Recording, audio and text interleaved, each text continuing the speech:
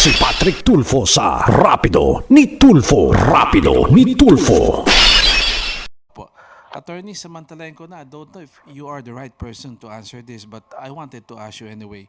Sir, pwede bang tumanggi yung gobyerno na kahit na may warrant na yung ICC, hindi nila ibibigay yung dating Pangulo? Can they do that?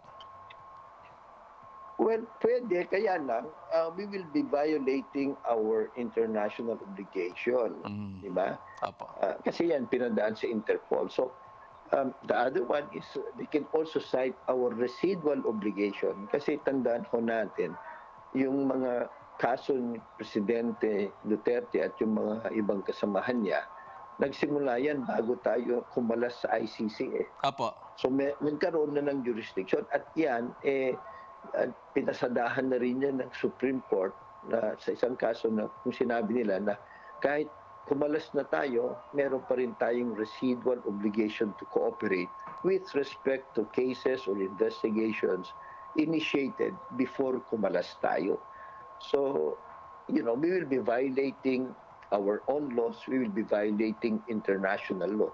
Sa mga panahong ito, na kailangan natin ang tulong o kooperasyon ng ibang bansa, no? Ang buong mundo, kumbaga, sa matinding palitan dyan sa West Philippine Sea. Apo.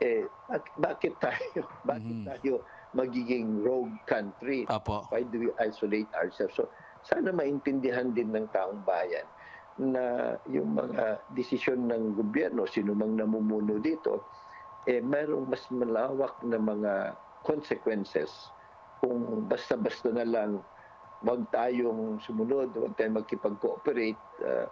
It is not that easy. There will be practical, economic, political, and diplomatic consequences. Apo.